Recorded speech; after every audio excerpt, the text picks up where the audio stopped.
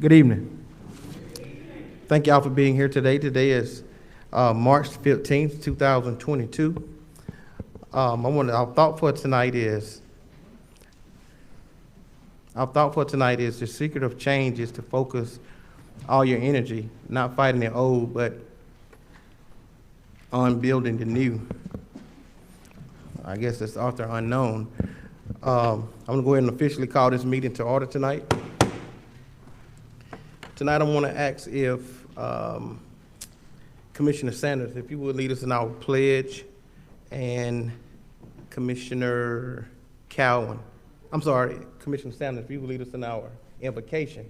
Commissioner Cowan, if you would lead us in our pledge.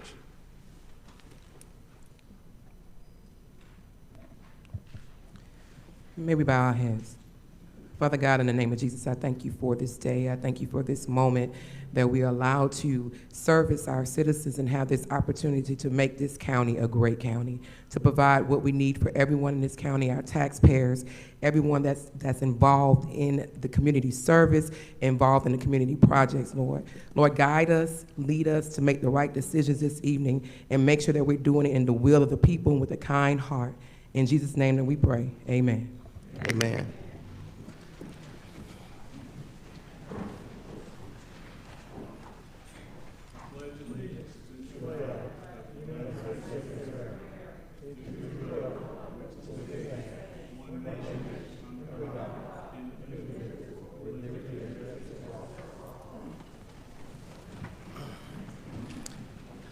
Thank you so much. Tonight we want to take an opportunity to welcome our county manager, interim county manager, Mr. Jarvis Sims. I want to welcome you tonight, sir. You have anything that you want to say before we get started? Yes, sir. Thank you, Mr. Chairman. I am truly thankful and honored to serve as interim county manager for Newton County. I'm committed to serve Newton County as a public servant leader who places Newton County values and traditions at the core while also embracing innovative ideas. I look forward to working with the commissioners, elected officials, department heads, and staff, as well as the community and the business leaders, to build on the successes that Newton County has achieved thus far. We are one Newton moving forward. And again, I'm very thankful and honored to serve in this capacity. Thank you. Thank you. Guys, we got a couple of things we need to add to the agenda tonight. First, we want to, under the consent agenda, we want to add a request from the Juvenile Court. They want to apply for a grant, delinquency financial technical prevention grant. They have a hard deadline of March the 18th. It says it's not a match, but they would like the permission to apply for this grant, so we want to get that on the consent agenda, please. Also, we want to add item number 26A. 26A we want to add. And this would be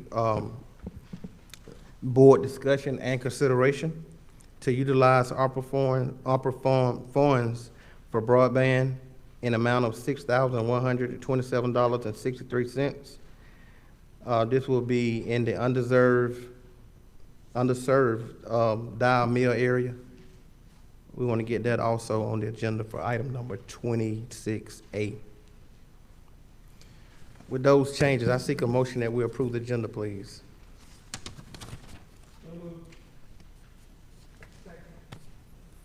Thank you, Commissioner. It's been motioned by Commissioner Henderson and second by Commissioner Sanders. Any discussion? All in favor? Thank you. Next, we have citizens' comments.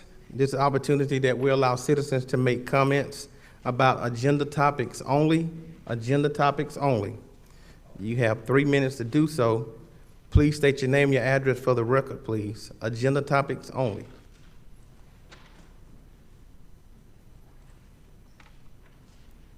Thank you. Next, we have the chairman's report. I got a quick report I want to give. I was selected to do the Dancing with the Stars for Project ReNewal. Don't everybody laugh. Much of a dancer. So what Project ReNewal is about, it's an organization that support domestic violence. And I have been chosen to be one of the contestants to fundraise and raise money. We'll be doing it this Saturday, the 19th. Again, please don't laugh. Tickets are sold for $30 each.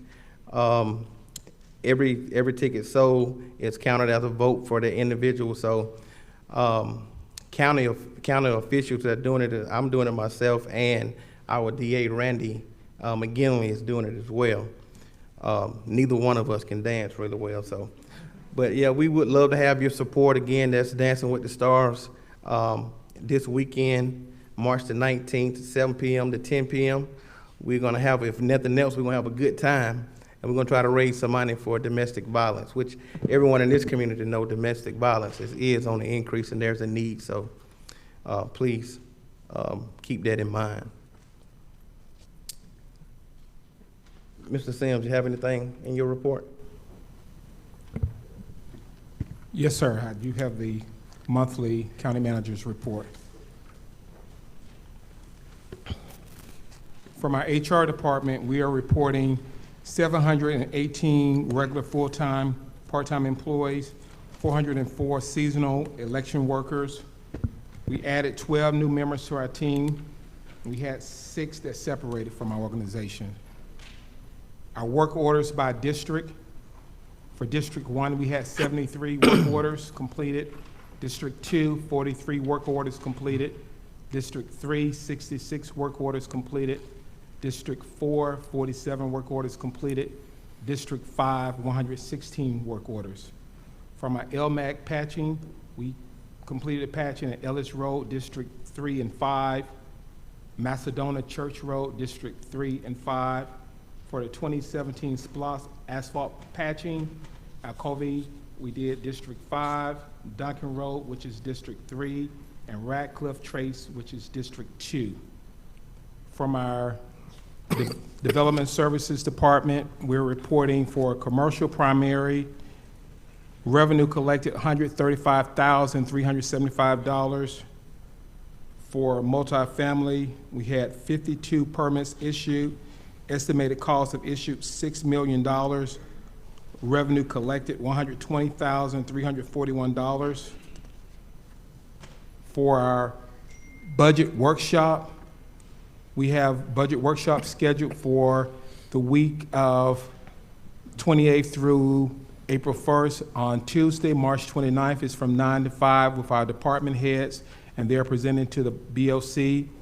On Wednesday, March 30th, our constitutional officers and elected officials are presenting to the Board of Commissions, and that also is again from 9 to 5. And on Thursday, March 31st, the appropriations are going to be presenting to the Board of Commissioners, and that's from 9 to 12. We also have scheduled workshops. Our citizen workshop is scheduled on Tuesday, April the 5th from 6 to 7. And we also have another workshop scheduled for on Tuesday, April 19th from 6 to 7. On the radar, our silent auction fundraiser for our seniors.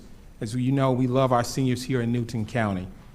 They're going to be auctioning off ceramics, art, quilting, sewing, and crocheting on March 14th, actually March 14th through the 17th, and the closing bids end on March 17th at 4 o'clock. Please come out and show your support for our seniors. Also on the radar, our free pet vaccination and microchip clinic, which is scheduled for March 26th from 9 to noon. And this is open to Newton County residents only, limited to 3 animals per household, and the first 200 pets are free. We also discussed earlier today our master plan public meeting that's scheduled for March 24th, and that is scheduled at 6:30 at Turner Lake Banquet Room. Celebration and highlights. We like to recognize one of our own, Ms. Nwaka Hughes from our office, for receiving the 2021 Spirit of Excellence Award from the Newton County Chamber of Commerce.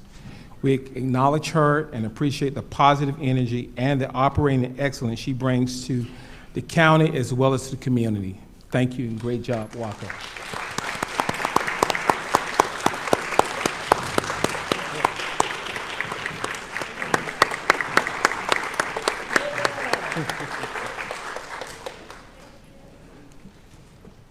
Mr. Chairman, that concludes. No, I'm sorry, right off the presses, we just found out today, about 40 minutes ago, that our water plant was recognized as Water Plant of the Year in our state.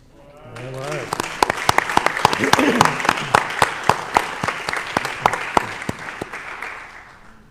Thank you, sir. Thank you. Congratulations to Ms. Walker, and congratulations to James Brown at Water Resources. They do a great job.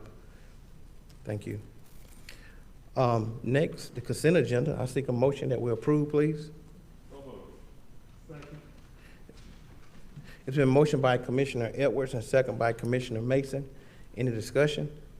All in favor? Thank you. It passes 5-0. Next is item number 10, Juvenile Court. Judge Candy Branch is requesting to add a full-time position of truancy intake officer. Okay, Judge Brandon's here. Thank you for being here tonight. You want me to keep my mask on? Can you hear me all right, or take off, or Your preference? making sure? Okay. Yep. I'll triple backs. All right. All right. Well, I appreciate that y'all hearing from us this evening. So I brought with me Judge Hillary Edgar, who's the associate judge here in Juvenile Court, as well as Catherine Ryder, who is our court administrator. They're going to go over some brief numbers with you and what we're asking for, and I'm going to kind of come in and explain the finances and what I'm asking for afterwards. But the overall view of what we are looking for is another intake officer that would specialize as a truancy officer. I know that all of you are aware of all the issues we had with COVID, and that we had kids that were virtual. We've got a lot of kids that are behind now in their studies, and we always had some issues with truancy, kids not wanting to go to school, and what we call educational neglect, which are much younger children whose parents, for whatever reason, are not sending them to school.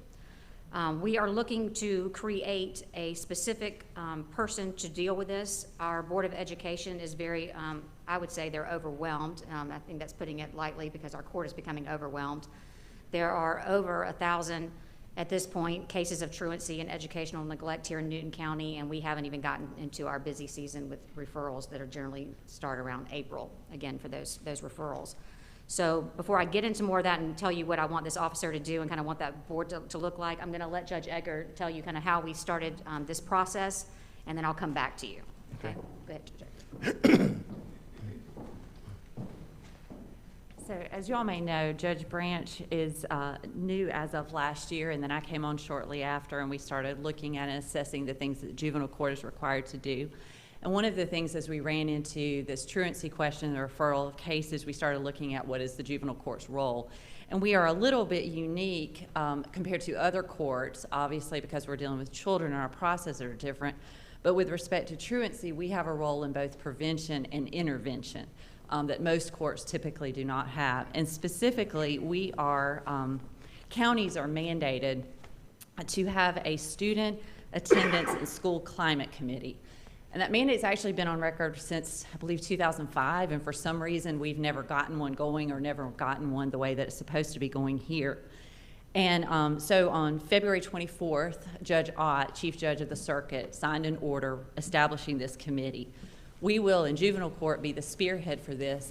We've been working with Ms. Fury and the school system to get it started on that side. It will bring together high-level work on school climate and school attendance. And then that, of course, allows us to then do some more monthly type interventions. So I'll turn over at that point to Katie, right?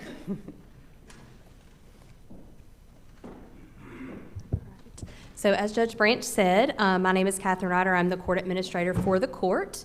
And in that role, one of my responsibilities is to supervise our intake. So right now we have two.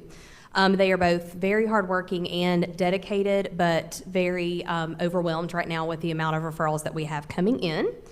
So obviously, the children and youth we serve in programs that we have. So for delinquency, traffic, CHINs, which includes the ungovernable and the truancy charges, and then educational neglect, which Judge Branch mentioned, are kids that are younger.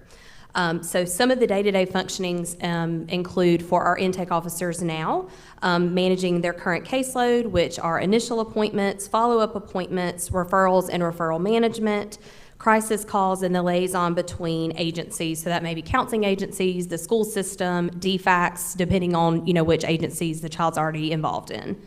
Managing all open cases awaiting court dates, assisting in managing court dates. We also accept any walk-ins from the community at any point. No one is ever turned down for assistance. We try to link them with resources in our community if we can.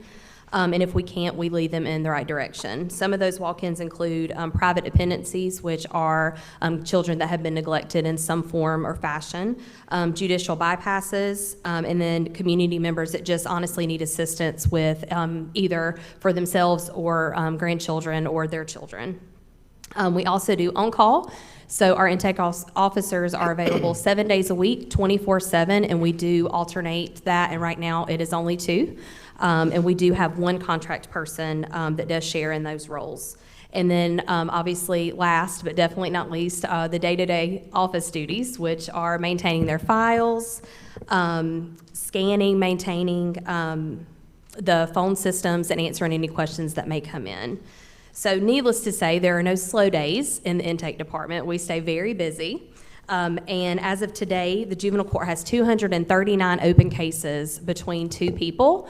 And I'm actually the court administrator, and I also have a caseload right now. I'm just trying to chip in and kind of help the intake department. We have noticed an increase in the number overall of the complaints, just as in general. And when I say that, I mean delinquency, traffic, and our CHINs, and which includes the truancy.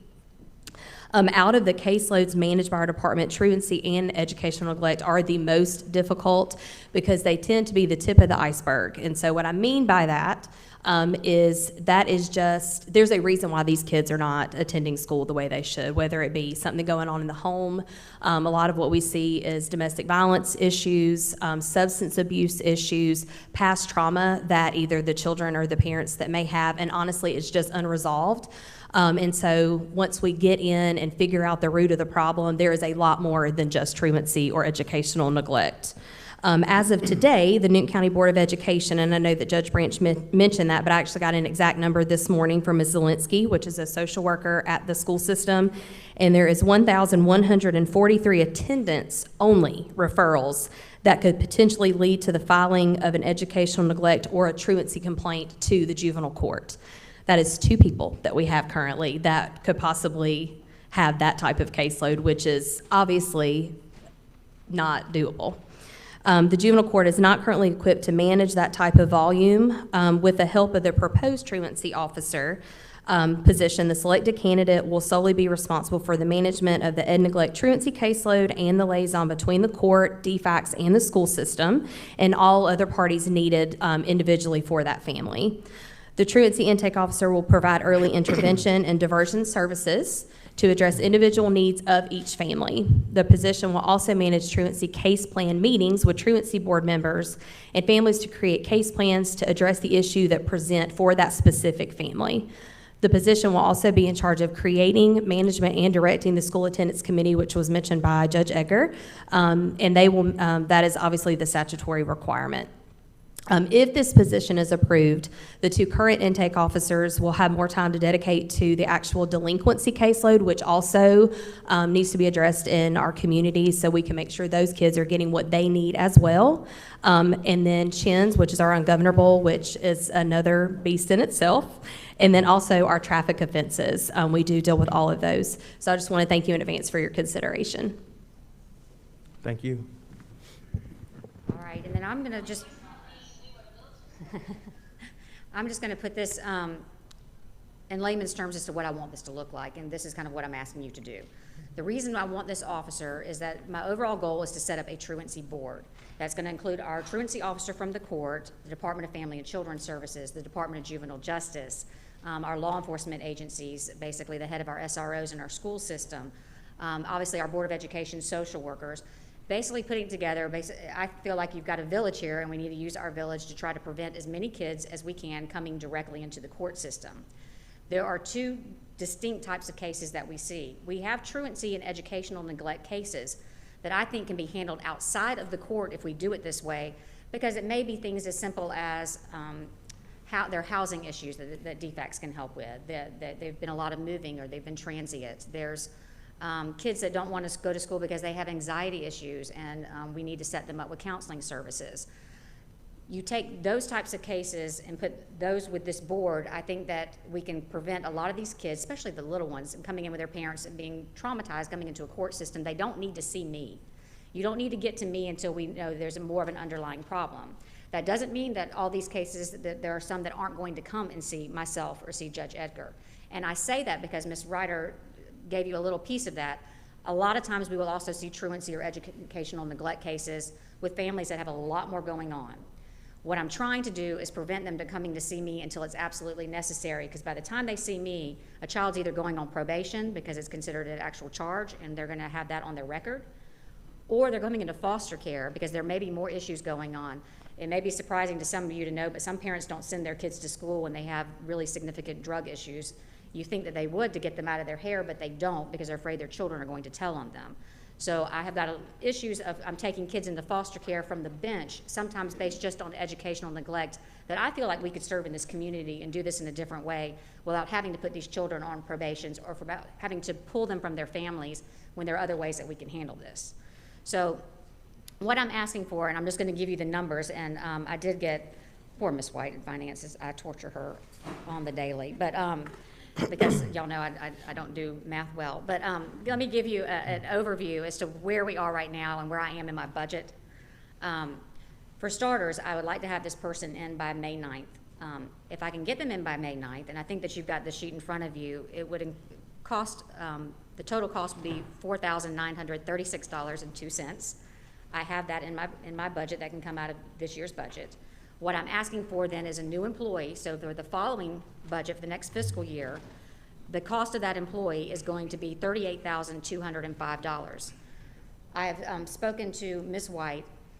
By now, most of us should have used about 80% of our working budget. I've used 71%. We are estimating that at the end of this budget cycle that I will still have saved and given back to the county approximately $101,000 that I did not spend on my budget. I've been trying to be very fiscally conservative, and so I'm asking, once I've given that back, to have that in consideration, that we could have this officer and a new intake officer. I know that Ms. Ryder gave you some numbers, but as of just between January 5th and February 25th, we had 87 new truancy or educational neglect cases come into our office. It's a lot, and I think that we can prevent some of that, and we can do better good in the community without having all that come in. So I appreciate everybody's time and consideration. Thank you so much for listening to that piece. I think I'm on your next agenda item though as well, so I'll stand here. Okay.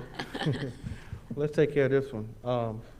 Commissioners, can I get a motion, please, so we can get this out on the floor? I'll make a motion to approve a full-time position of truancy intake officer. It's been motioned by Commissioner Cowan to approve this, second by Commissioner Henderson. Any discussion? All in favor? Pass 5-0. Thank y'all so much. Thank you. You are next on the agenda. Item Okay. number 11 I'll stay. Yeah. Ready All when right, you're ready. okay, I'll take it then. Okay, so the next issue up, and this is actually pretty simple and clear cut. We are looking to change providers for our family treatment court, the treatment provider. We've already gone through this. I know our wonderful county attorney over here has helped tremendously, and we already had everything approved and able to do that. It doesn't change any of the amount of the money that we already spend. They're going to do it for the exact same amount of cost. The new provider provides some extra things to us that I just think are helpful. They've got bilingual therapists that work there, which I find to be helpful. We're dealing more with bilingual families, with parents and with children. And they can also, the bulk of their therapists and their treatment providers are certified and they're licensed, where our current provider doesn't have that. And so they're able to offer a little bit more their core provider where they can bill insurance. And they're already set up with the Department of Family and Children's Services to bill directly to them. So it would not change anything. We are required to give a 15-day notice to our current provider, which we've already drafted the new contract for the new provider, which is exactly the same as the other one. And we've also got the letter ready to go once we get ready to give a 15-day notice. So I'm just asking permission to change it. It won't change anything financially. Thank you. Commissioners, I seek a motion, please. Make that motion to allow the juvenile court to terminate the member to provide a verbal contract for the professional services for family treatment court. Can I get a second? Thank you. It's a motion by Commissioner Cowan and second by Commissioner Sanders. Any discussion? Commissioner Edwards. Thank you, Mr. Chairman, and I hate to be nitpicky, Go ahead. but I want to be thorough and make sure this sticks if we vote yes. So, Patrick, is this subject to our procurement guidelines? No, it's not. It's being a professional service. You don't have to follow those guidelines. Thank you, Mr. Chairman. Thank you. Any more discussions? All in favor? It passed 5-0. Thank you so much. Thank you, everyone. I appreciate your time this evening. Thank you. Thank you. Next is item number 12, Finance Department, Ms. Brittany White.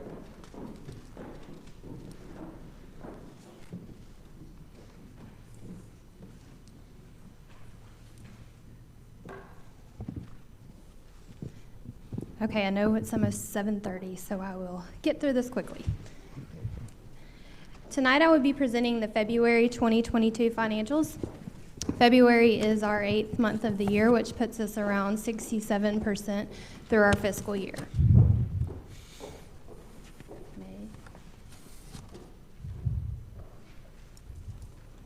I'll start with our general fund revenues. In February, we brought in $17.7 million in revenues, which put us at 59.9 for the year, and that puts us at 77.27 of our revenues.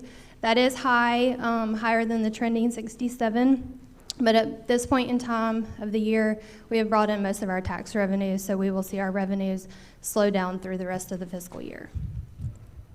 And these two graphs just show the actuals per month and the actuals to budget for the year. Our general fund expenditures.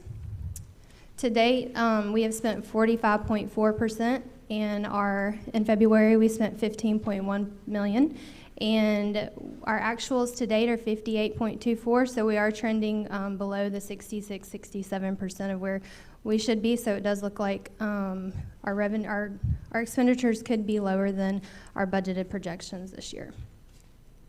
These graphs show our monthly amounts for the year, and then the graph below shows our actuals to budget for the year. So at this point in the year, our revenues are $2 million over our expenditures. In our enterprise funds, the water fund, the revenues for the year have been $6.6 million, and the expenses have been $4.2, netting an income of $1.8. Our solid waste have been $4.9 million for the year. The expenses have been $3.1, net income of $1.3 million. And our Gaithers and Factory Shoals, $197,000 revenue, expenses $118,000, netting an income of $79,000. In our SPLOS, we have one open SPLOS 11 project, which is the historic jail. Our total there is $1,036,000.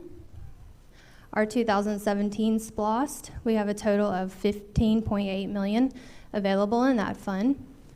Our collections to date are $68.7, which puts us roughly $19.2 million over what our projection was. And in our impact fee fund, our balance is $4.1 million. And that wraps up my presentation, so I'll be happy to take any questions. Thank you. We're going to do a quick question right quick, then we got to go to zoning. Commissioner Sanders. I just have a quick question with the solid waste. You said it's the expenses is $4.9 million. I want to make sure. Sorry, I might have, their revenues are 4.9. And and the expenses are 3.1. And the income is only 1.3. 1.3. They do tend to be income heavy in the beginning of the year because that's when most of the hang tag collections occur. So their revenues they tend to be heavier in the beginning of the year, and then they slow down throughout the year. Because I know the county, we give them $6 million in the budget. So how is that? 'Cause The it seemed county like gave around 600,000. 600. Mhm. That's what I'm saying. Yeah. Yeah. So do you see any revenue that's actually coming in for us actually funding the solid waste? So the solid waste revenues they generally are hang tags and then the landfill fees. So if you come to the landfill and dump. So that's where their two main revenue sources are. And then the county offsets 600,000, which goes to pay the debt service piece. Okay. So their revenues for the year were 6.8 million. That was the budgeted revenues. And so at this point in the year, their revenues have been 4.9 million. You're welcome. Thank you. It's 7:30. Thank you, Brittany. It's 7:30. Ms. Judy, if you would, please come on up. It's time for us to go into our zoning.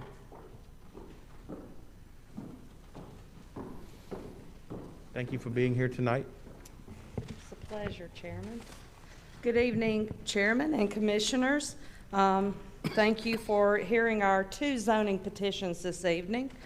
Our first item before us this evening is a rezoning case. This is REZ 22-000001. The property is located at 3231 Highway 212 and is 5.9 acres. It is currently zoned mobile home subdivision, and their proposed rezoning is to go to agricultural residential. It is located in the South River watershed in Commissioner District Number 1, and Mr. Foons is the applicant. The applicant's intent, again, is to rezone from mobile home subdivision to AR agricultural residential. Conclusion. Given the existing AR residential zonings in the area, as well as the fact that this rezoning will decrease the allowable density on this property, staff is of the opinion that the rezoning may be appropriate for the area. Recommended conditions. Should this petition be approved by the Board of Commissioners, it should be approved AR agricultural residential conditional subject to the owner's agreement to the following enumerated conditions. Where these conditions conflict with the stipulations and offerings contained in the letter of intent, these conditions shall supersede unless specifically stipulated by the Board of Commissioners. 1, to the owner's agreement to abide by the following. A, must obtain a variance to section 510020A2B for an accessory structure in the front yard that is not used for agricultural purposes. B, must obtain an approved variance to section 510310I to have an accessory structure greater than 1,000 square feet for a business. C, must obtain a conditional use permit in order to be able to store business-related equipment on the property. D, any required permits must be obtained from the Department of Development Services before any construction or development on the property. This is an aerial location of the property. Again, the property is zoned MHS Mobile Home Subdivision. The existing future land use map is RR Rural Residential, so this would be an appropriate zoning for this flume designation. The watershed map is in the South River watershed. This is a site plan of the existing home and of the proposed accessory structure. What you cannot see here is that the top of the picture is actually facing the road. And in an AR zoning district, you can have a accessory structure in your front yard, but it is supposed to be for agricultural purposes. Should the petitioner desire to use this for his business, then he would need to go through the conditions as enumerated in the petition. And that concludes the staff presentation, and if there's any questions, and I think our applicant is present. Thank you. It is approximately 7:35. We're going to go into our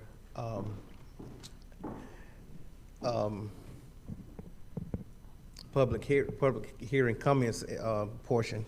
If the applicant and those that want to speak in favor tonight, if you would, please come at this time. You have 10 minutes to do so. Please state your name, your address for the record, please. The applicant and those that want to speak in favor tonight. If you would, please come and state your name, your address for the record, please. You have 10 minutes to do so.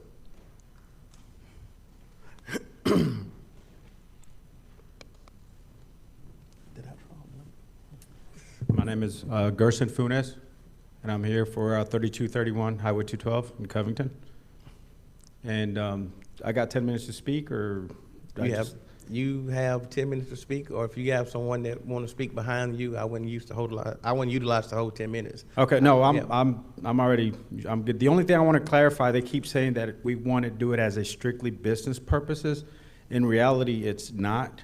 We just want to put our utility equipment inside undercover, just like our neighbors have it. It is agriculture. We do have animals. We do have pets, but obviously our belongings, it's not going to be commercialized. We don't need it to be commercialized. We don't have commercial vehicles going in and out.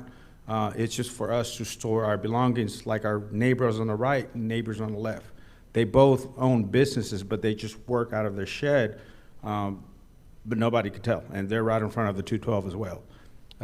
The other property, which is my brother, I will have to translate for him when he comes up here as well. But that's pretty much what I have to say about it. And another question. The other permits, I'm guessing they're going to walk me through of what we need to do after this, because I know there's a lot of variances and I think 4 other options that I'm not aware of that we need to go through. Okay. That's it. Yep, let's take one thing at a time. Okay. Okay, all right. You done? I'm done. Okay. Anyone else? Thank you, sir. Okay, thank you. Anyone else would like to speak in favor tonight? Anyone else would like to speak in favor tonight? Anyone else would like to speak in favor tonight? Thank you. That portion is closed. We also allow those that want to oppose tonight. You also have 10 minutes to do so. If you would, please come now and state your name and your address for the record, please. Anyone want to oppose tonight? Anyone want to oppose tonight? Thank you. Ms. Judy. I think this is District 1, Commissioner Edwards. Thank you, Mr. Chairman. They had me at decreased density. So with that, I'd like to make a motion to approve case number REZ 22-000001. Thank you, sir. Can I get a second, please? Second.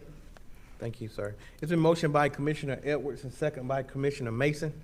Any discussion? Commissioner Cowan? Thank you, Mr. Chairman. Judy, is there currently a mobile home park at anything on this property? No, sir. This property and the next one you will be considering has not been used as a mobile home subdivision. It just had the zoning from, I believe, the 80s. Okay. Thank you. Any more discussion? All in favor?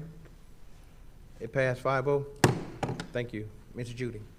Yes, sir. The next item and final item before you this evening is rezoning case REZ 22-000002. This property is located at 3255 Highway 212. It's 6.03 acres. It is currently zoned as a mobile home subdivision, and the request is to down zone to AR, agricultural residential. It is in the South River watershed in Commissioner District Number 1, and the petitioner is Mr. Funes, and my apology, that's. Okay. The applicant's intent, again, is to rezone from mobile home subdivision to AR, agricultural residential. The land use and density. The property is developed with a single-family residence, but is limited to uses and structures associated with the mobile home subdivision. Conclusion, given the existing AR agricultural residential zonings in the area, as well as the fact that the rezoning will decrease the allowable density on this property, staff is of the opinion that the rezoning may be appropriate for this area. Recommended conditions. Should this petition be approved by the Board of Commissioners, it should be approved AR Agricultural Residential, conditional subject to the owner's agreement to the following enumerated conditions. Where these conditions conflict with the stipulations and offerings in the letter of intent, these conditions shall supersede unless specifically stipulated by the Board of Commissioners. 1, to the owner's agreement to abide by the following. A, any required permits must be obtained from the Department of Development Services before any construction or development on the property. This is an aerial view. Again, this is the neighboring property to the case that you have just heard. Again, the zoning map showing it as a mobile home subdivision designation. The existing future land use map shows as rural residential, which AR is one of the zoning designations that is appropriate. It is in the South River watershed. And here's a survey plat of the property, and as you can see, they do have an existing single-family home on the property. And that concludes this one. And I did fail to mention in the first case as well as this one, the Planning Commission did recommend approval unanimously for both of these petitions. Thank you so much. It is approximately 6:41. We're going to open it up for our public hearing. The applicant and those that want to speak in favor tonight, you have 10 minutes to do so. The applicant and those that want to speak in favor tonight, please state your name and your address for the record, please.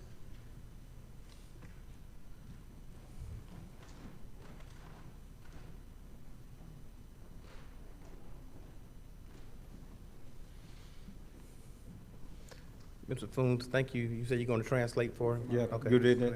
My name is Marvin Funes. This is my brother Gerson. He translates for me. This speak better English. Good evening. Go ahead, sir. Well, he has very little to say. He just wants to put his name and, I guess, on the record. Okay. As is required. Okay. All right. That's everything you want to say? We're good. All right. Thank you, sir. All right, thank you. Anyone else want to speak in favor tonight? Anyone else want to speak in favor tonight? Anyone else want to speak in favor tonight? That portion of our public hearing is closed. We also allow 10 minutes for those that would like to oppose tonight. You may come at this time. Please state your name and your address for the record, please. Anyone want to oppose tonight? Anyone want to oppose tonight? Thank you. Mr. Judy and Commissioner Edwards. Thank you, Mr. Chairman. This time I'd like to make a motion to approve rezoning case number REZ 22-000002. Can I get a second, please? Thank you. It's been motioned by Commissioner Edwards and second by Commissioner Mason. Any discussion? Commissioner Cowan. Commissioner Edwards, you want that with the staff conditions also? I'm not sure you mentioned that on the first one either, so. You did on the first one, I think. He did? Okay. So with the staff conditions? Do I need to restate the motion? Please. Okay. Motion to approve rezoning case number REZ 22-000002 with staff recommended conditions. Thank you. Commissioner Mason, you second that? Thank you. Any more discussion? Any more discussion? All in favor? Thank you. It passes 5-0. Thank you. I'm going to use chairman privilege tonight to do alcohol license, so Ms. Judy won't have to stay. Alcohol license final reading. CVS Pharmacy store number 8418-10267, Highway 36, Covington, Georgia 30014. Applicant Bernard Kennedy, Sr. That's District 5. District 5. I'd like to make a motion to approve the final reading for alcohol license at CVS Pharmacy, store number 8418. Can I get a second, please? Can I get a second? It's been motioned by Commissioner Cowan and second by Commissioner Edwards. Any discussion? All in favor? It passes 5-0. Item number 28, first reading, United Brown Bridge, Inc., Foodland, 15036 Brown Bridge Road, Covington, Georgia, 316. Applicant Rita Journal, District 2, first reading. Thank you so much. Thank you, Ms. Judy.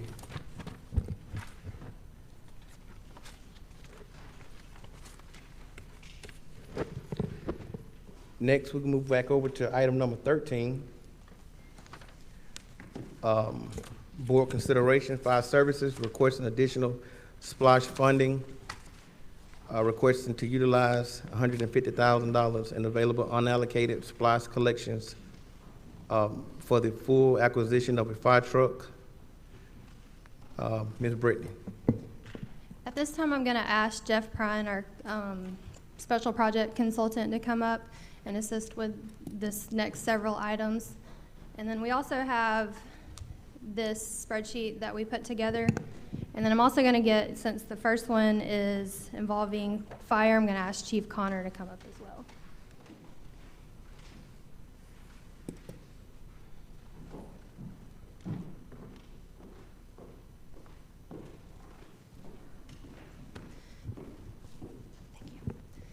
So the spreadsheet on the big screen here shows that our estimated unallocated collections for the SPLOST will be $18.5 million. In previous meetings, the board has approved 3 projects to utilize these unallocated funds. We have approved E911 radio project, we have approved Washington Street and the CID. So the amounts for those have been $9 million for the E911 radio project, $400,000 for Washington Street, and $320,000 for CID. The remaining funds of the estimated unallocated collections are below is what we're seeking approval tonight. So we'll start first with fire services, fire truck. They did originally allocate $792,000 for the purchase of a fire truck. However, prices have increased since this SPLOST was voted on in 2017. So they are seeking $150,000 to purchase a fire truck and equipment necessary, which brings it to $942,683.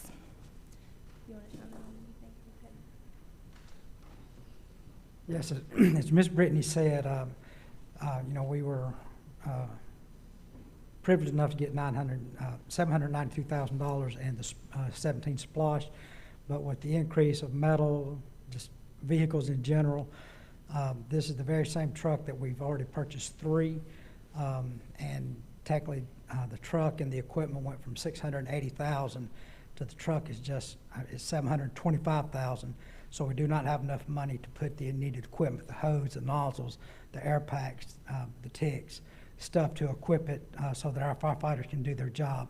So the extra $150,000 will be utilized to purchase the equipment to put on the truck that is in that 2017 splosh. Thank you, thank you. Commissioners, I seek a motion. It's been motioned by Commissioner Mason and second by Commissioner Edwards. Any discussion? All in favor? It passed 5-0. Thank you. Ms. Brittany? Okay, we're going to skip away from the SPLOST for a minute, and we're going to go to a fire department budget amendment since Chief Connor is already up here. There, do you know when the truck was wrecked? It was about a year ago. Okay. Around a year ago, there was a fire engine that was totaled out in an accident. So we have recently received insurance proceeds of $213,000. They are looking to purchase a used fire engine, a 2010 used fire engine. That will cost $345,000, estimate rough amount. So that we do need $131,492 to make up the difference of what we received in insurance proceeds. So we are requesting to utilize savings that they have in their regular employee line items because they do have vacancies to fund the difference. Thank you. Commissioners, I seek a motion, please.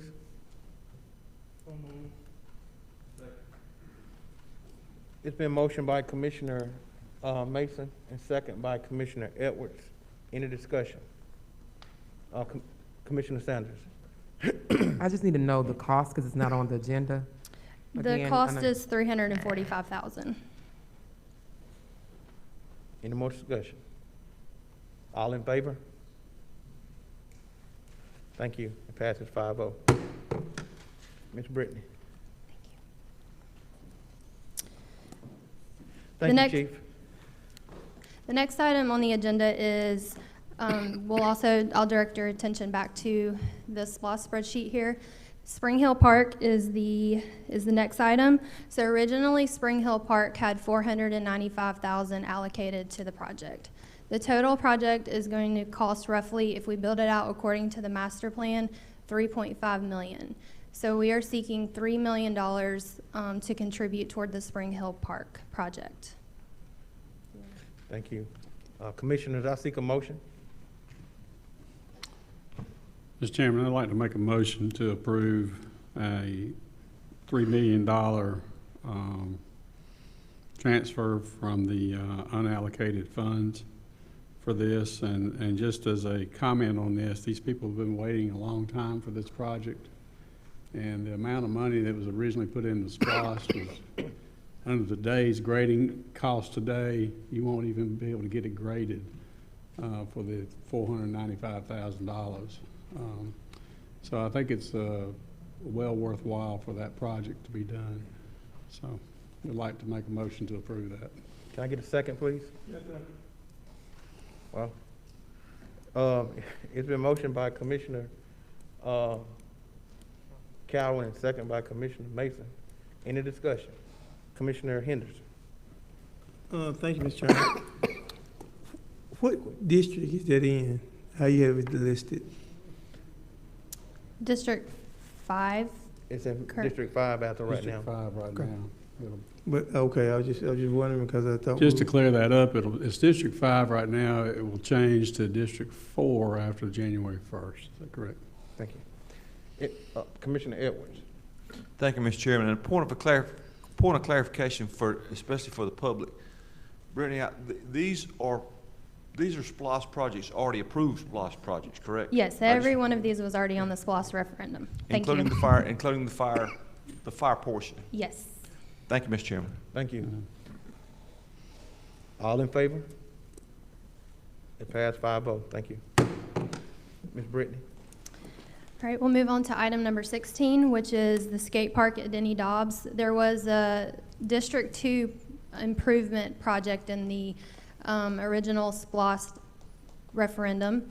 We have already built out phase 1 of the skate park, so this additional $750,000 would build out phase 2, which would complete the master plan of the skate park.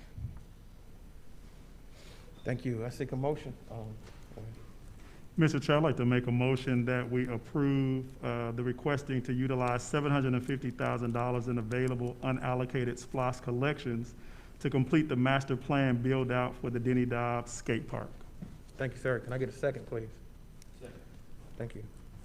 It's been motioned by Commissioner Mason and second by Commissioner Edwards. Any discussion? All in favor? Thank you. 5-0. Ms. Brittany. Item number 17 is the senior service expansion. There was a senior service expansion project on the 2017 SPLOST referendum. The original allocation for that was around $1.7 million. They have built out the first phase of the senior expansion, but the $1,125,000 would allow them to build out the second phase of the senior expansion. Thank you. I seek a motion, please. Commissioner, I think this is Commissioner Henderson. Thank you, Mr. Chairman. This senior services, as until January 1st, is in District 4. I think after January 1st, it'll be in District 5. But I'm saying, yeah. But make a long story short, that's a much needed expansion over the senior services, and we have been working hard with the senior services. I think along with everybody on this board to make it better than for our seniors. With that, I make a motion to approve. Thank you, sir. Can I get a second, please? Thank you. It's been motioned by Commissioner Henderson and second by Commissioner Mason. Any discussion? All in favor? Thank you. 5-0. Ms. Brittany. The last one for the SPLOST unallocated collections will be the Westside Youth Facility. So there originally was $495,000 available to utilize for the Westside Youth Facility, and we are requesting $3,755,000 of unallocated SPLOST collections to complete the Westside Youth Facility. Thank you. I seek a motion, please. I move to accept the cost of $3,755,000 allocated from the unallocated SPOS collection for the West Side Youth Facility. Second. Thank you. Second. Second. Commissioner, you second. Thank you. It's been motioned by Commissioner Sanders and second by Commissioner Henderson. Any discussion? Commissioner Henderson. Thank you, Mr. C. You know, there's something that has over the years, as I've said here, has been much needed in District 3. And I just want to just applaud Commissioner Sanders for her hard work in her district to bring something really good to District 3. Thanks, sir. Commissioner Mason. Thank you, Mr. Chair. This might be a question for Jeff. I know on all of our other projects, we have a master plan. Have we actually seen the master plan for this project as of yet? So while we haven't completed a master plan, what we have done is we have met with Commissioner Sanders and began that process. So she's got a very deliberate idea, concept of what she's looking for. She's also been working with Dwayne and Parks and Rec staff to look at options of where that facility might go over in her district. And so we're at the beginning of that process. Great. Well, I fully support this project. I think it is definitely needed. I just want to make sure that we'll have a master plan in place so that the board will be able to see exactly what's going to happen. The citizens will be able to see, so there won't be any surprises by anybody. We'll be able to see the master plan of what that facility is actually going to look like before there any construction that starts. Yes, sir. What we've talked about is the first step, if approved tonight, would be to engage a design consultant and to work with the commissioner and staff from Parks and Rec to program and come up with a site and site that facility and then bring that back to you at the appropriate time for us to then go out and seek out a construction company to help us build that. Excellent. Thank you. Thank you, Mr. Chair. Thank you. All in favor? Stand 5-0. Thank you. Ms. Brittany, this you as well? We're good. I'm gonna let Jeff spearhead the next few, and I will stand back here for any assistance. Okay. So one of our projects in Plus 17 is the Yellow River Trail System. As many of you may remember, we hired Los Design last year to help us do to do a master plan of the northern segment of the community. We brought that before you in a work session, I believe it was in November of last year. Received a few comments, but approval of that. One of the things that you asked us to do was to go back and do a southern segment master plan. So this amendment to their contract is doing two things. One, for $33,500, we will engage them to complete the county's other half of the county master plan, which, once again, that'll be used to bring back to you, garner your information, your ultimate approval with that. So with that, we will have a complete county master plan for the Yellow River Trail System. The second part of this amendment is for us to move forward with the design of the first segment of work that we want to do on the trail system. So we've looked, working with Newton Trails and with Parks and Rec and also with Chester, we've identified our first segment of trail that we want to work on, which is going to be associated with the work that Chester is doing on the widening of the Brown Bridge Road and Bridge from the bridge over to the signal that goes into the school. We will then work in a partnership with the Oaks developer to do a segment of the trail going north along that particular area of the Yellow River. And so this would be for them to do design services associated with that. Thank you. Commissioner, I seek a motion, please.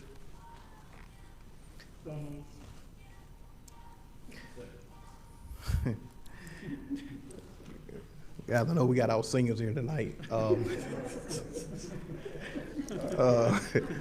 And I ain't want to call out no singers, but can somebody Can somebody please nudge that senior and tell them to cut their phone off? Oh, man. Let me try that again. Can I get a motion, please? You motion. First and second, okay. It's been motioned by Commissioner Mason and second by Commissioner Edwards. Any discussion? All in favor? Thank you. It passes 5-0. Mr. Prime?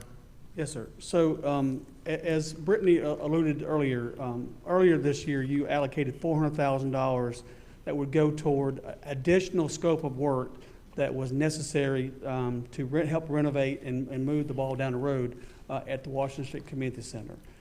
We have now negotiated all those improvements with Sunbelt, who's our general contractor.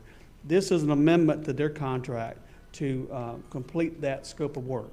What that entails is additional renovation work inside the building. It entails adding an outdoor classroom and storage facility. And it also provides us with a complete renovation of their kitchen with all new kitchen equipment as well.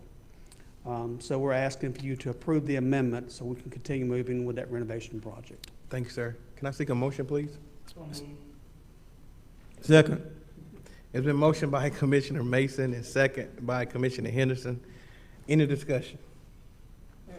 Commissioner Henderson. Well, you know, well, I'm just very appreciative for the board's approval for Washington Street Community Center, which is I can remember the first time that I went over there and got monies approved from SPLOSH for them to occupy the building. And so now we just went on to just another step and hopefully renovating it so it can last for years and years in District 4. Thank you, Mr. Chairman. Thank you, sir. Any more discussion? All in favor? It passes 5-0. Mr. Prime. Yeah. Mr. Prime. Okay.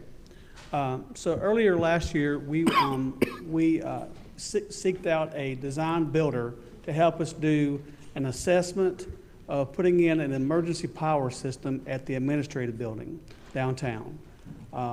Sunbelt was selected as our design build team. They have gone through an extensive assessment of the building to determine the electrical systems and also in the size of the generator that will be necessary and the other improvements to make that facility come up to standard and to life safety standards. This amendment to their contract would be to allow us to move into the construction phase of that particular project and move forward with completing that effort as well. And the amendment's for $750,000. Yes, sir. Thank you. Can I seek a motion, please? So moved. Thank you, sir. Can I get a second? It's been motioned by Commissioner Henderson and second by Commissioner Edwards. Any discussion? Commissioner Edwards. Thank you, Mr. Chairman. So, do we believe this will be the total? Yes, sir. Okay, yes, so we've put in some contingency in here to carry us for escalation cost. But also what we're doing is by doing this now and allowing them to order the generator, which is the biggest ticket, we can lock that price in. Okay. Thank you, Mr. Chairman. Thank you. Anyone else? All in favor? Thank you. 5-0.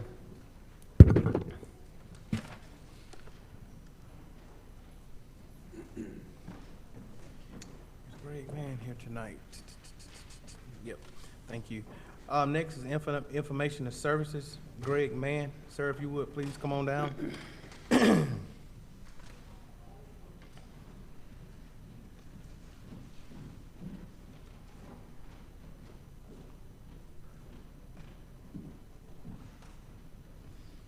Thank you for being here tonight, Greg.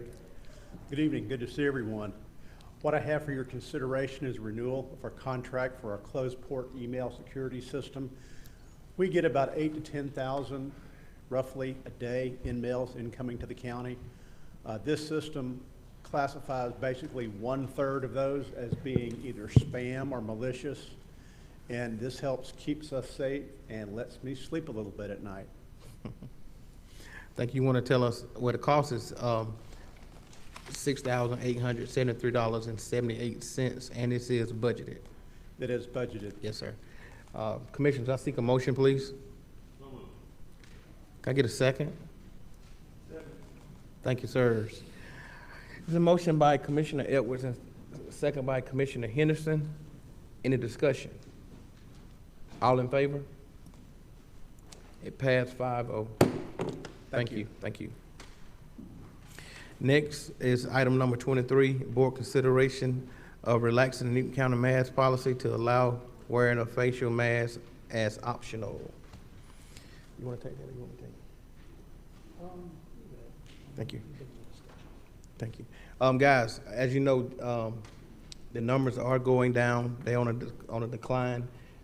Judge Wynn, Superior Court has issued a mandate that they are relaxing the mask policies over at the Judicial Center. I believe that we also need to make it optional for our employees and public that come in the building. And I seek a motion. Commissioner Edwards, go ahead. Thank you, Mr. Chairman. At this time, I'd like to make a motion that we, as a Board of Commissioners, relax the Newton County mask policy and allow the wearing of facial mask as optional only. Thank you, Mr. Chairman. Thank you. Can I get a second? Second. It's a motion by Commissioner Edwards and second by Commissioner Cowan. Any discussion? Commissioner Sanders. I just have one question. We're not changing the amount of people we're allowing in the building, because that's my only concern with relaxing the mask mandate, because you're gonna have more people coming in for services. Are we? Well, I think that's already, honestly, it's already been relaxed. People are lining up coming in both buildings, so I wouldn't sit here and say no, because they already doing it. All right. Only thing we will be doing is, catching up with the judicial system over there. Commissioner Henderson. Just had a quick question. So will we be changing in here the seating? Will we remove the tape or whatever it is on the seats? We would go by the CDC guidelines. Okay. Yes, sir. All in favor? Thank you. Pass 5-0.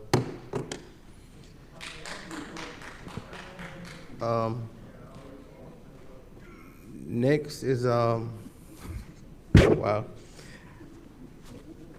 My man, so. Next is, Public Works. Is Chester here? Chester, please come on up. Wow. Thank you, Chairman. Thank you, sir, for being here tonight.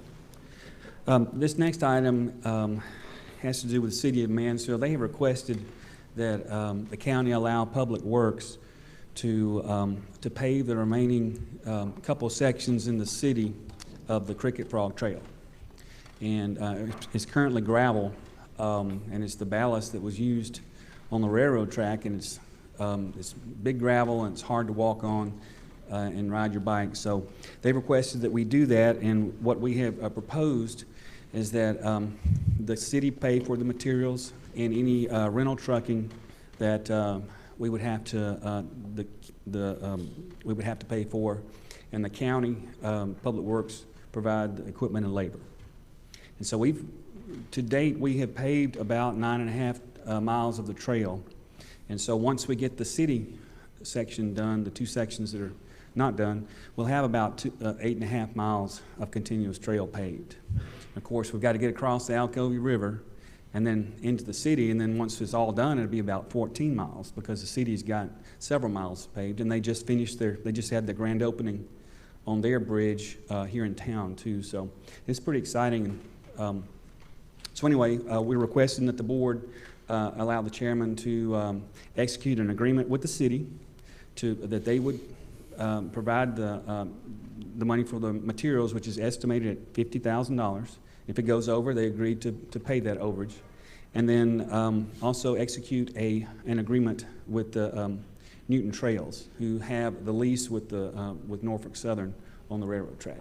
Yeah. Thank you. Commissioner, I seek a motion, please.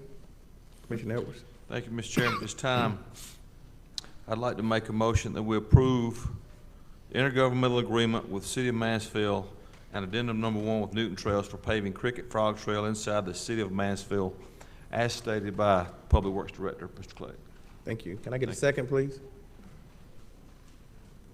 Thank you. It's been a motion by Commissioner Edwards and second by Commissioner Mason. Any discussion? All in favor? Thank you. Passes 5-0.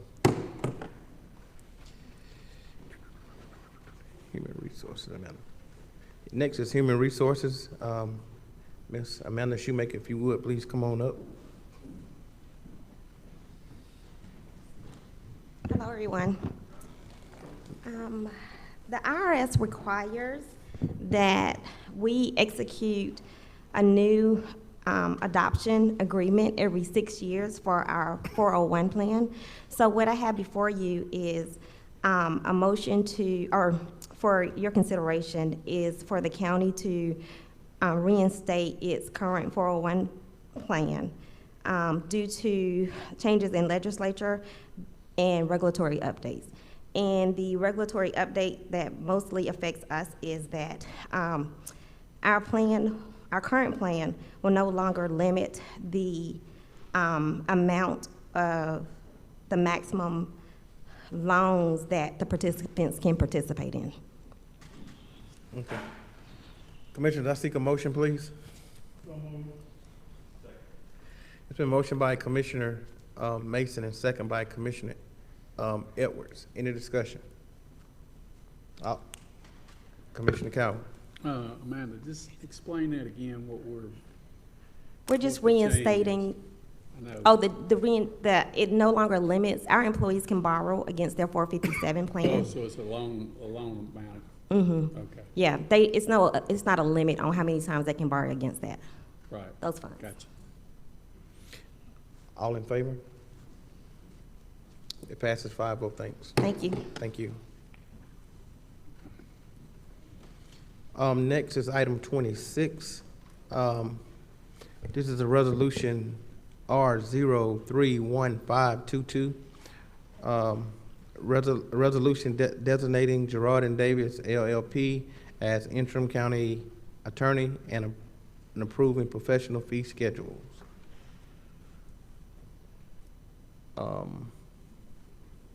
I seek a motion. Sorry, Commissioner Cowan. I make a motion to approve, resolution R031522 regarding, utilizing Gerard and Davis as our interim county attorney and approving the professional fee schedule. Can I get a second?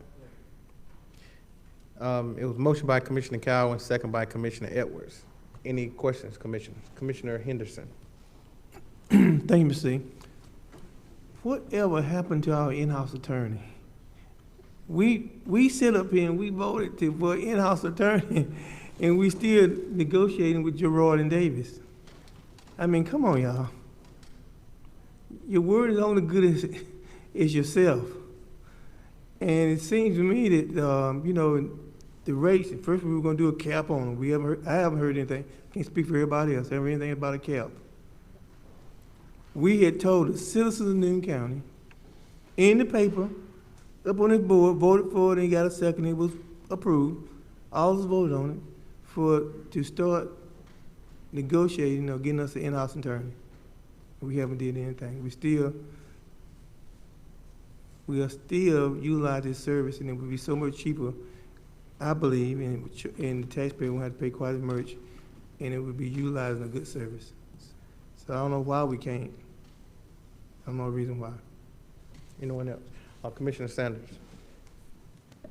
My question would be is when will the bid go back out to look for the in-house attorney? Because I know the process, you already know my take on the last process. So, because there's some candidates that I think we overlooked.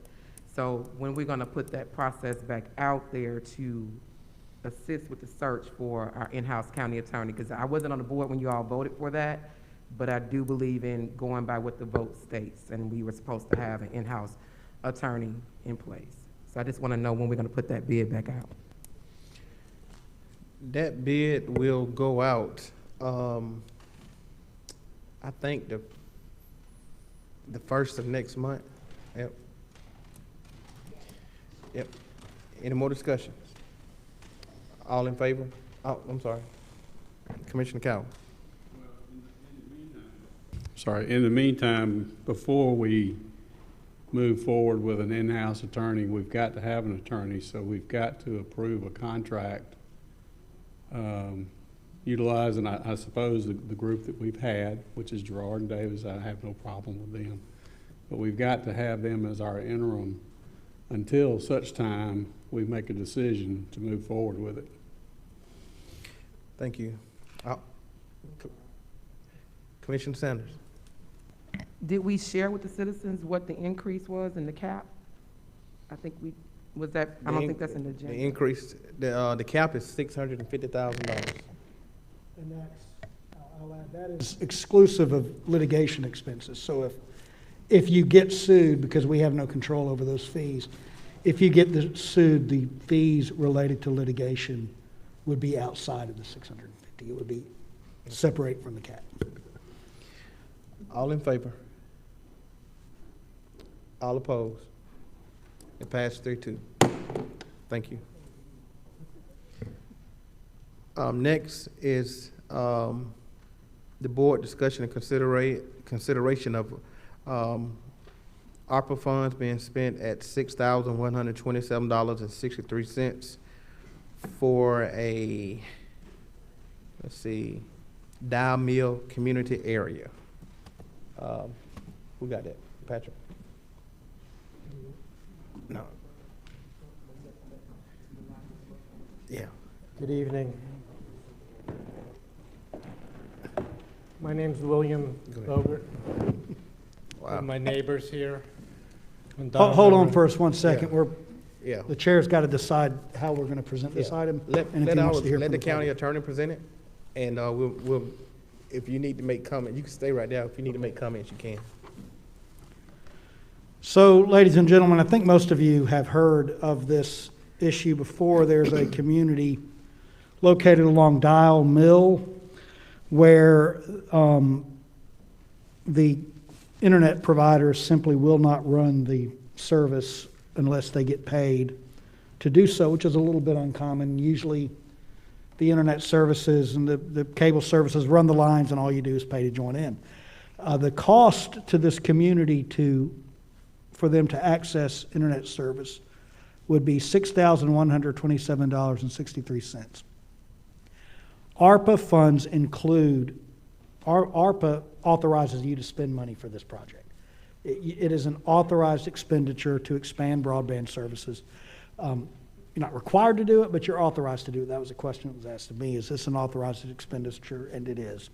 And so the question for you to answer today is whether or not you wish to utilize ARPA funds in the amount of $6,127.63 to extend that service, or not.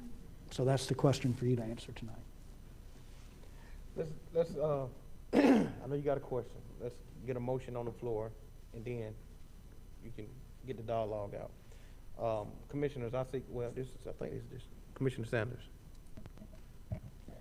I move to approve the $6,127.68 expense utilizing the ARPA funds to provide broadband to the Dial Mill area of Newton County. Can I get a second? It was motion by Commissioner Sanders and second by Commissioner Henderson. Any discussion? Commissioner Cowan. To whom are we going to write that check to?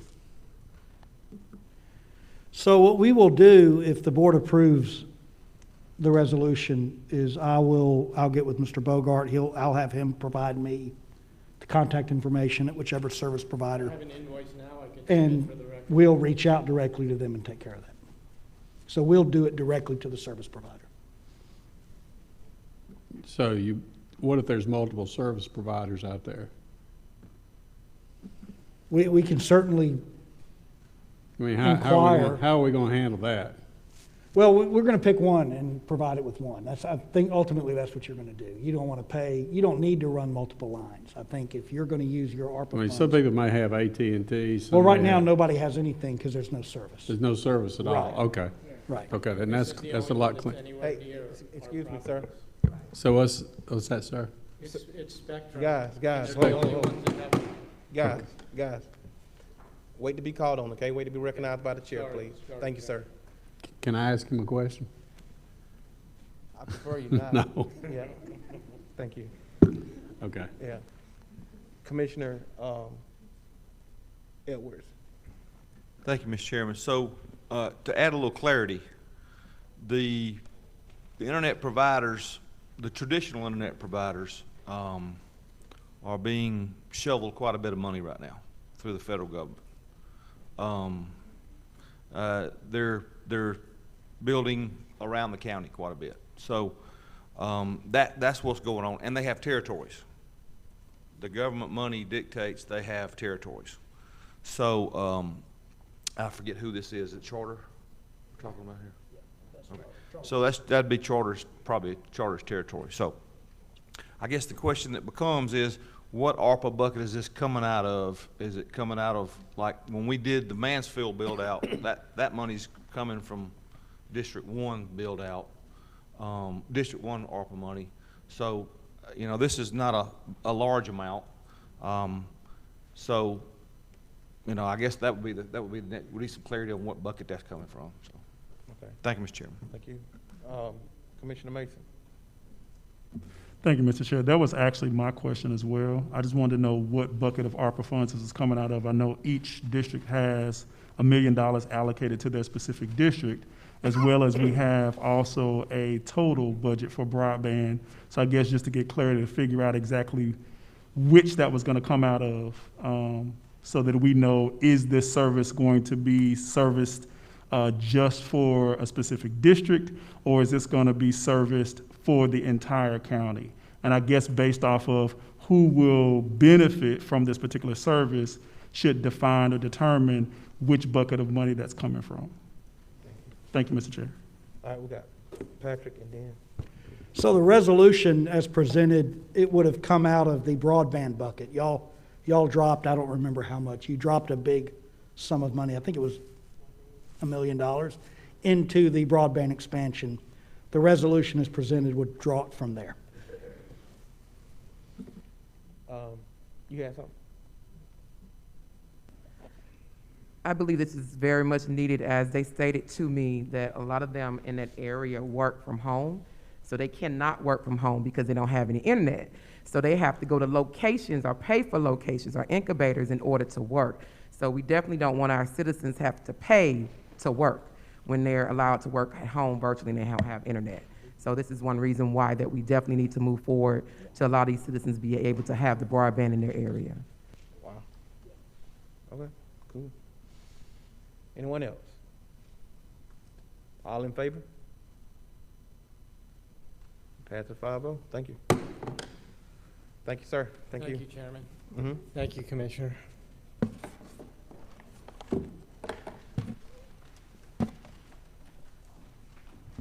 Wow. Next is citizens' comments. This opportunity will allow citizens to make comments. You may come at this time. Please state your name and your address for the record, please.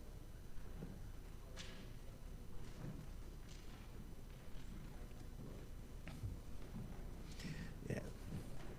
Have 3 minutes to do so. Please state your name and your address for the record, please. My name's David Brannon. I live at 375 Oak Hill Drive in Covington. I've got a huge problem with the government workers in Newton County. I've called on several different things. Nobody ever answers the phone. Nobody ever returns a phone call. The website is useless. There's never any information on it that's important. The roads look terrible. Back when 20 years ago in Newton County, when I had 1/10 of the population and 1/10 of the budget, everything looked nice. Now it looks horrible. It's like a trash dump with long grass. It's just terrible. We're not getting represented by our government. My property taxes have gone up about 170% in 7 years. Y'all keep buying stuff like Gayford's Plantation, the water park. That helps a 1% of the county when 99% pay for it. That's not representing us. I would like government to be able to do that, and I would like them to answer the phone or at least return a phone call. I've been trying to get in touch with the election officials. Every time I go to vote, there's people standing in the driveway of where I pull in to vote, smashing signs on my windshield. That is illegal, and nobody will do anything about it. Why is nothing ever done about that? Anybody? Is there an election official here? No, you got 3 minutes, sir. I mean, that's pretty much all my questions, but if y'all were gonna answer any of them, I might as well talk to a rock in the parking lot. Thank you. You can talk to your District 2. You live on where now? Oak Hill Road? 75 Oak Hill Drive. I think that's District 2. You can talk to your District 2 representative as soon as the They meeting won't is answer over. the phone. They won't call you back. Website's useless. How can you contact anybody? Thank you. Thank you, sir. Anyone else?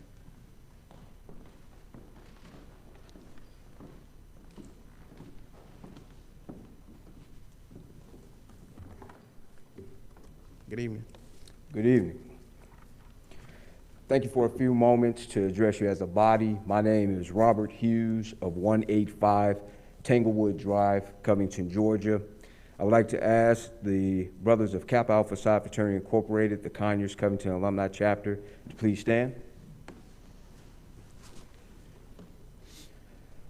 First, we want to just take a moment to welcome Mr. Jarvis Sims, and we look forward to working with you and supporting your work here in our county. Today, I stand before you as the president of the Conyers Covington Alumni Chapter of Kappa Alpha Psi Fraternity Incorporated, an organization that is 111 years old and is in its 11th year as a chapter here in Rockdale and Newton counties. Over the past 10 years, we have participated in the development of this county through making investments in a high quality of life by purchasing homes, supporting schools, supporting faith communities, and starting and relocating businesses, and some even choosing to retire here in this area. We have served as teachers, ministers, judges, lawyers, business owners, accountants, and now county managers. We believe in the promise of the people and communities of Newton, and we want to make certain that our elected and professional leaders are aware of the work that we do in the community, our desire to work with you to realize the full potential of our county, and our concerns regarding the forward direction of our county. We support the release of old patterns and the vigorous exploration of new approaches and ideas, of which we have some that we would like for you to engage and consider. I believe that the county would be served well by leaders who demonstrate an ability to create a common agenda and work together for what is in the best interest of Newton County citizens and our future. The next 8 to 10 years is critical for our growth, development, and advancement of our county, and we do not have 1 second to waste through bickering on public display and behind private doors. We ask our elected leaders to be accountable to use your 60 seconds of leadership in a way that reflects the eternity that is in it. We ask our elected and professional leaders to operate with a spirit of achievement and advancement by creating policies that allow long-term residents of legacy and heritage to prosper along with those who are courted for relocation. We ask that you create policies reflecting a love for community and justice, not policies driven by division, anger, and fear. We as members of Kappa Alpha Psi are residents in all 5 Newton County districts and look forward to working with each commissioner and professional county leader to discover opportunities to create a town square and a livable county that is to the advancement of all its residents in 2022 and beyond. We ask you to release old patterns and release our potential. Thank you. Thank you. Thank you, sir. Good evening. Good evening. My name is Minister J.B. Brockman. I'm with the organization as well. And I am the chairman of the Political, Civic, and Action Committee for this great organization. The purpose of this committee is to engage citizens in the areas of political, civic, and economic development. These are the types of programs and services that we offer, just to name a few, with this committee. Topics important to the community. If it concerns the citizens of Newton County, it concerns us deeply. With that in mind, our primary goal is to inform and educate the citizens of Newton County that we service. And with that in mind, we'd like to give a personal invitation to each of you to join us for what we call a cup of coffee. It's called the Kappa Coffee House Town Hall Meeting. It's going to be at Eastside High School on Tuesday, March 29th, from 6:30 p.m. to 9 p.m. Our topic that's near and dear to the citizens is Senate Bill 202. Our job is to make sure that information is communicated about Senate Bill 202. That's just one of many Kappa coffee townhouses that we will be having in the community. So we thank you for the great work that you're doing, and we wanted to make sure that you had a personal invitation. Thank you on behalf of Kappa Alpha Psi Fraternity, the Conyers Covington Alumni Chapter. Thank you very much. Thank you. Anyone else? Anyone else? Yeah.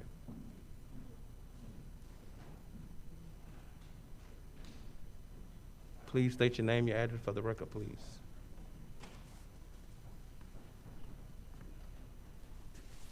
Good evening. Good evening. I'm Frederick Johnson, 1036 Highway 162, Covington. Just like to say, like to thank the board here and Mr. Cowan for, it looked like we're gonna eventually get a Spring Hill Community Park.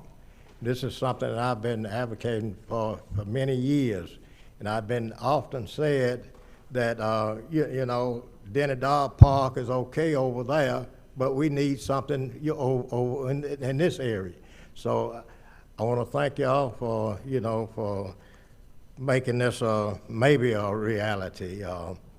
Maybe not in my lifetime, but maybe my grandkids' lifetime. But yet and still, I'll support you whatever I can do.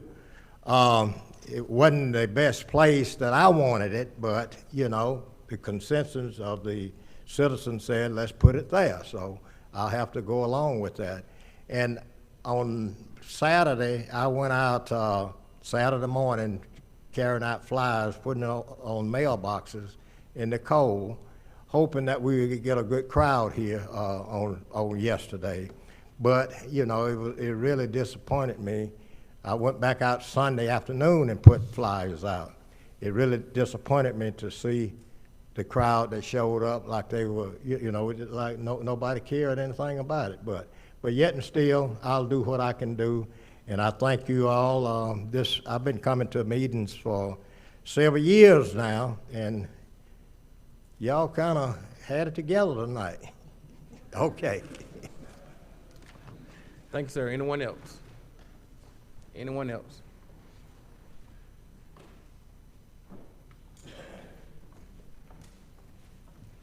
Denise Williams, P.O. Box 1442, Covington, Georgia 3100015. I would just like to speak about the agenda item tonight, where one of the commissioners said that he wanted complete transparency about the master plan for District 3. Well, we wanted complete transparency, and we wanted to have an input and a say-so about what was being built in Denny Dodd's Park. We never had a town hall meeting. He never got with the citizens or the constituents to see what we wanted. And then he came back tonight on the agenda and had a master plan for Phase 2. He didn't get with us on Phase 1 or Phase 2. And not only that, we can't even get in the group, the District 2 community forum group, because if you If you're a citizen that's gonna hold him accountable, he blocks you from the page. So as the chairperson, I'm asking you, what do the citizens do when we are blocked and he's not communicating with us? What do we do? Thank you, ma'am. Anyone else?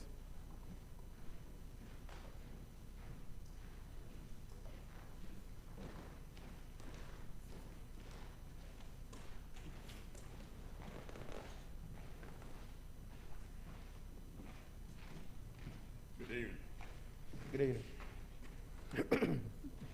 John Dobbs, I live on Dry Pond Road. This is the issue we done talked about once before. County manager, I congratulate you on your new job. But that man there walks in the door with a $15,000 raise. Y'all give him $150,000 a year. That breaks down to $12,500 a month, $625 a day a month for a 20-day month. Then on top of that, if y'all give Newton County a pay raise, a cost of living raise, he gets one too. If he can't make it on $12,500 a month, something is terribly wrong. Not only did he get a big contract, but y'all got 2 lawsuits because of that. Or reverse discrimination. This is a paper. This board, I don't know what's wrong with this board. You're not thinking. That's the only thing I can figure out. Thank you, sir. Anyone else? Anyone else? Commissioner Edwards. Thank you, Mr. Chairman. First of all, I'd like to say congratulations and welcome County Manager Sims. Glad to have you. Just remember that your favorite commissioners sit closest to you, right? So we're really glad to have you, but I got one complaint. It's not Newton, it's Newton. If you're gonna work here, you gotta say Newton. Newton. There you go. Thank you, Mr. Chairman. Thank you. Sir, the portion of citizen comment is closed out. I apologize. Thank you, sir. Thank you. Thank you, sir. Commissioner Mason. Thank you, Mr. Chair. I also want to take this opportunity to congratulate Mr. Sims for becoming a part of the team. Just from having the first meeting with you was phenomenal. I think the ideas that you're going to bring to the table is really going to be extraordinary, and we're going to really see your leadership step into place and help us as this Board of Commissioners to really elevate and take our community to the next level. So I want to say thank you for accepting the opportunity to come and be a part of this board and work with us. Secondly, I wish Mr. David Brown was still here, but I'll figure out a way how to get in contact with him. As a matter of fact, this Saturday, March the 19th, 2022 at 10 a.m., we will be engaging in our Clean Up Newton project. Oak Hill will be one of those roads that we will be actually cleaning up this Saturday. We've cleaned up Oak Hill Road probably about 3 or 4 times over the past year. And so we definitely want to make sure that we continue to do everything we can to beautify and do our part to keep our community clean. So we are going to be meeting at Denny Dobbs Park. We'll be meeting in the parking lot by the basketball court. If anyone wants to volunteer, they can actually contact me at 678-544-5212. That's 678-544-5212. We are looking for those District 2 residents to actually come out and help us clean up. So come on out. I want to ask you to come on out and help us clean our community. We're going to be this Saturday at 10 a.m., Denny Dobbs Park. We look forward to seeing you there. Thank you, Mr. Chair. Thank you, sir. Commissioner Sanders. As well, also, Mr. Sims, welcome as the Interim County Manager. Thank you so much for being aboard and assisting us what we need here at Newton County. But I'm excited also that District 3 is finally going to be getting some trails and park and sidewalks. Thanks to Congressman Hank Johnson, $800,000 coming for Fairview Road multi-use trail in West Newton County. That's also going to connect with Rockdale, so we're going to have some walking space, Money came from the federal government, so I'm very excited about that. I also want to thank the board tonight for voting for District 3 to get at least a phase started in our community. So thank you so much. I appreciate it. Thank you, ma'am. Commissioner Henderson. Thank you, Mr. C. Well, first of all, congratulations, Mr. Sim, to this, I call it a rat race. You're gonna, there's gonna be ups and there's gonna be downs. But having met you and spoke with you during the hiring process, you're the man for the job. I just want to say this, and it'll be briefly. Today I was coming to the courthouse, and behind this man he had been stopped. It was a man or woman, I just know what had been stopped. And that was that old 1965 Crown Vic, police with the little blue lights right on it. Hey y'all, I done said this, I think it's about every year. We can do better. We, City of Covington, all new cars. Somebody who we often talk about, Rockdale, all new cars, sheriff's office cars. Surrounding counties, all new cars. But yet we had the oldest fleet, I believe, in the state of Georgia. There's something wrong with that. I know we can do better. I know we can do better. Thank you. Thank you, sir. Commissioner Cowan. Thank you, Mr. Chairman, and Mr. Sims, we're glad to have you with us. You're gonna earn every dime that you get.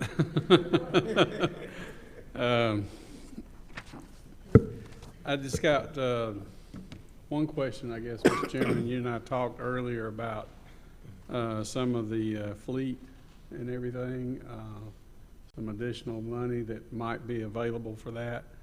I would like for you to get with those people that may be affected by that and see if there's some needs to purchase some additional vehicles.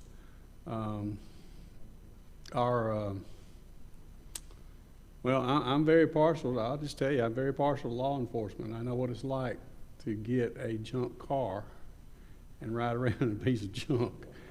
And the city of Covington, when I first started there, y'all don't even know what this kind of car is a Volare.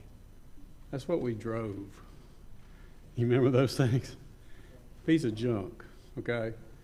And that's what they bought because it was low bid, but I'd like for you to at least get with the people that may be affected by some of the fleet enhancements and see what they need to basically get their job done. One of our priorities in our strategic plan was public safety. And you can't get a cop to a place without a decent vehicle. And I'm just asking you to take a look at that, please. And that's it. Oh, I am excited about the Spring Hill. I did learn that Spring Hill is actually 2 words. It is not 1 word. So, but I am excited about that. Thank you. Thank you, sir. Guys, we do not need executive session tonight. Thank all of you for being here tonight. Please go home. It's Taco Tuesday. Enjoy your family. I seek a motion that we adjourn. Can I get a second? Can I get a second? Thank you. It's been motioned by Commissioner Henderson, second by Commissioner Mason. All in favor? Thank you.